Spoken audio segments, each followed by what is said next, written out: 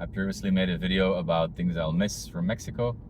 Figured it's appropriate to also make a list of things that I won't be missing. Number one, and I made a longer video about this as well. You can check it. I'll leave it either up here or in the description below. Is crime. Crime is a major factor in Mexico. It's not so much in the area that I lived, Cancun, although you do find news articles constantly. I had a few close calls, which I detail in my other video. But it's something that's always present, it goes hand in hand with the corruption, which is the other item that I won't be missing. Although, for some people it might be a pro that they can get away with certain types of things. Overall, I think corruption inevitably leads to other issues, such as the legal system not working properly. And if the legal system doesn't work properly, then there's basically no justice. Again, some examples are in that other video I mentioned, so if you do want more details, I recommend you check that out. Next on my list is the fact that everybody is always late. There's a big degree of informality in Mexico. People will always try to be polite by agreeing to go to every event that you mention and always saying everything is a good idea, even though they might think it's a terrible idea, or they don't have time at all to go, or they just don't plan on showing up to something. Generally they won't say that directly, as people might more easily in Europe. Another thing on my list is the potholes everywhere. You can't walk down the street and not injure your leg at some point. It's almost inaccessible to people in wheelchairs. When you're driving also on the road, my car, I have a Model S, a Tesla, and I had to replace the tires. I had like 2 or 3 broken tires every other road trip. It's just not, it's not pleasant. And there's some holes sometimes in the street, literally there'll be like pothole covers that are missing. So if you're not watching where you walk, you could just simply disappear from this world. So seeing how everything is nicely finished, like flowers and plants everywhere, and no damage to the roads in Dubai, for instance. But you can also have a pretty extreme climate, so it doesn't seem like the cause is just foodborne illness, what they also call Montezuma's revenge. I remember the situation when I first arrived in Cancun, like the first month or so. I had an instance where I was with a few friends and we were getting like street food, and the guy, it didn't look all too hygienic. The guy wasn't using gloves, and he just reached into this pot of meat with his bare hand and like hairy arm and pulled out some meat and threw it into a torta. And I saw everybody else eating, so I was like, what the heck, I gotta get used to the local microflora at some point. So I ate the torta, and then the next 2 days I spent on the toilet. But it's not only there. Like later on, after I learned my lesson, I was a lot more careful with food. But even at a 5-star hotel at some point, I had some chicken, and again, I was on the toilet afterward, and it was one of the tastiest chickens I've ever had, but it also one of the fastest to ever come out. So you don't always know. It's not always just street food that's causing the issue. Unreliable utility companies. This one is related to the overall lack of formality when it comes to, safety norms and those kinds of things. A bunch of times when I was living in Cancun, it happened, and one time it even happened on New Year's Eve, where the building or the entire city block would just have a power outage, and often it would take a couple hours, half a day in order to fix. And now that I'm living in Dubai primarily, spending some time in Europe, it's even more obvious just how rare it is here. It makes it more, because you get used to it after a while, but it's still very uncomfortable, especially when in summer months when the humidity and the heat are just unbearable, that you have to get by without electricity. So the worst event was on New Year's Eve, because the building where I lived also had its water pumps.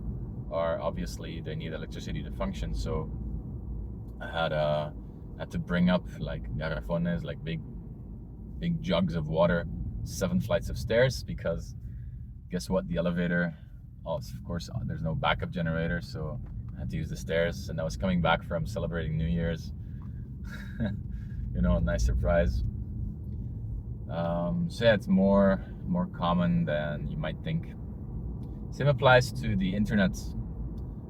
Well, it's kind of funny when you call, say, Telmex or USA Cell, which is now Total Play, and the internet is out. At some point, they just ask, like, is it raining? I was like, yes, it's raining. They're like, oh, well, that explains it. As if it's normal there for the internet to go offline when it's raining. Makes a little sense to me. So what I ended up doing while I was living in Cancun is I had 3 different internet providers, one having like fiber optic, the other having DSL, if I'm not mistaken. And I was trying to also I also had a wireless one. It wasn't 5G at the time, but it was using cellular networks. And then I had a router which does automatic, like either rebalancing when all 3 are online, even though I just use the fastest one generally when it was working.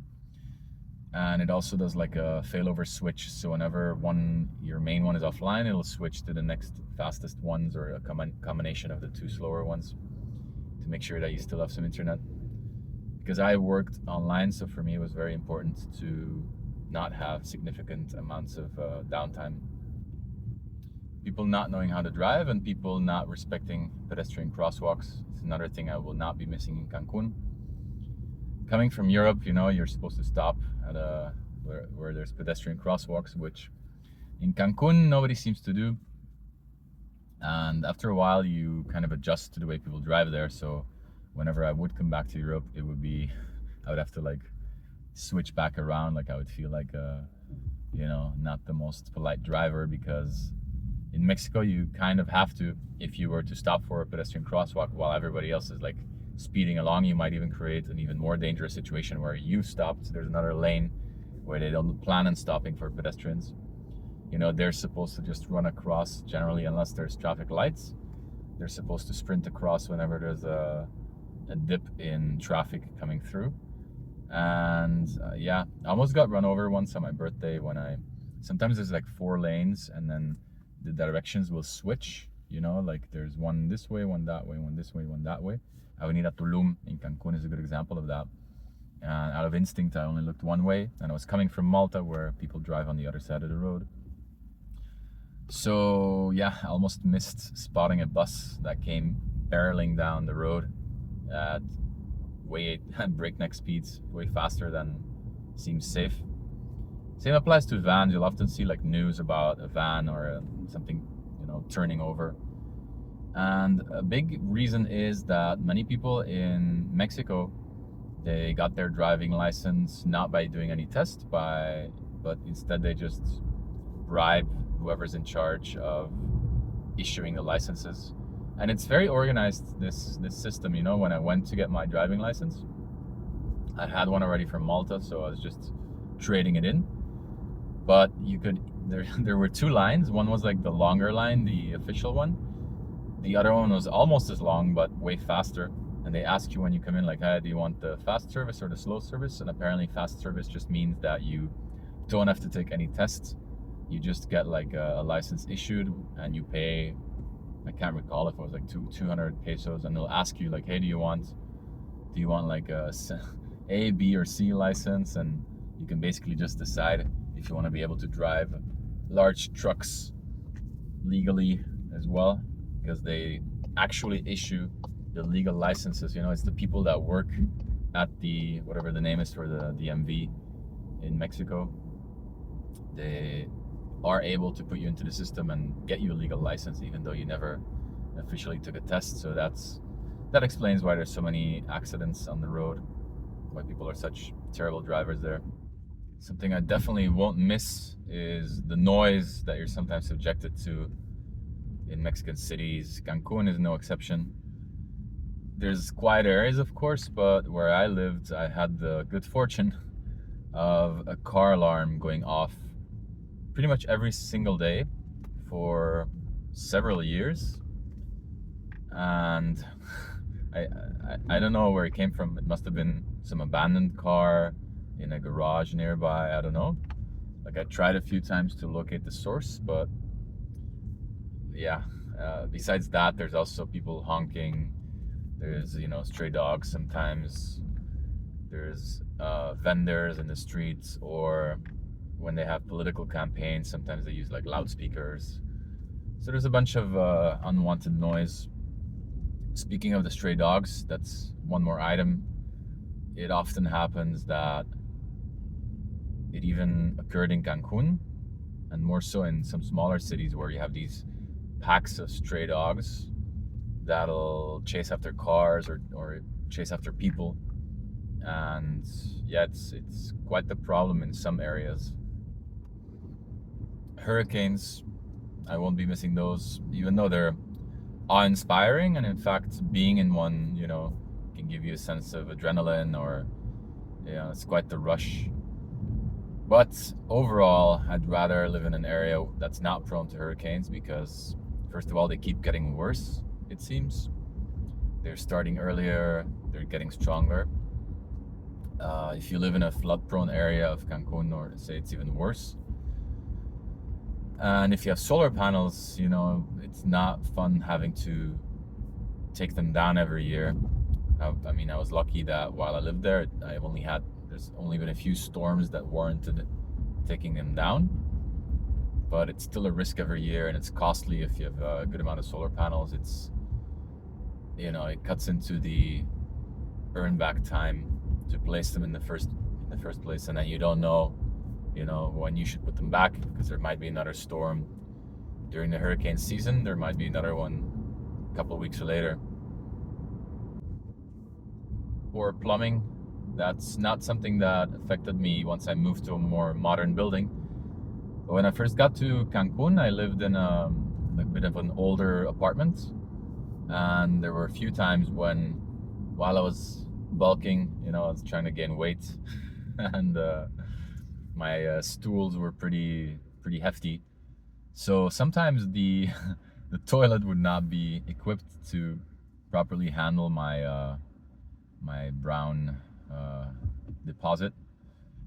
And at least once I had to actually scoop it out, because no matter how many times I flushed it or what I tried, it would not go through. So I had to scoop it out with a plastic bag and then dispose of it some other way. So yeah, there's plenty of places where they tell you not to flush the toilet paper. You have to deposit it into the trash can. But yeah, it gets pretty nasty pretty quickly in such places, so not something I'll be missing anytime soon. A non-existent postal service.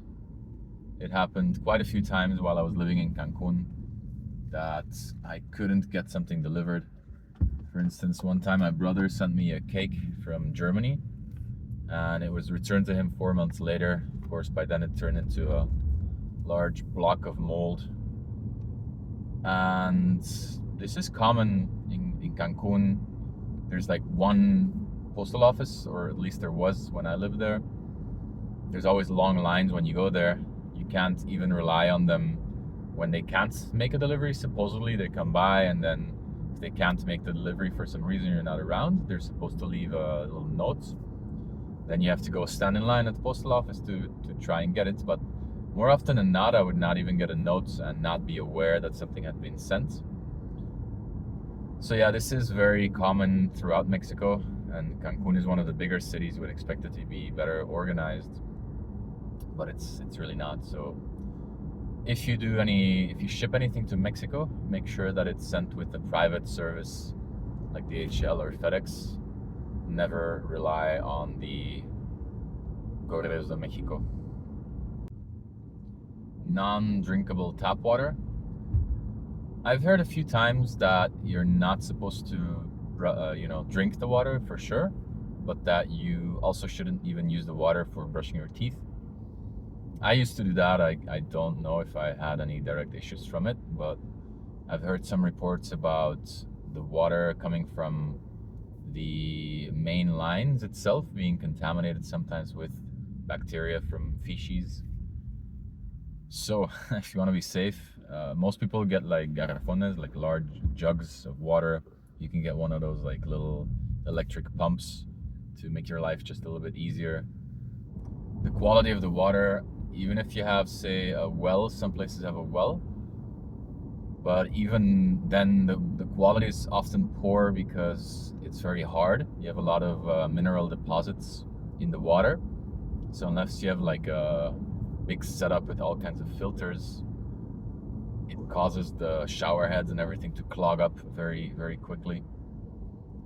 So yeah, now that I spend more time in Dubai, there you're supposed to, the water comes clean from the mains, but then you still have to make sure that the tanks of the building, for instance, are regularly maintained.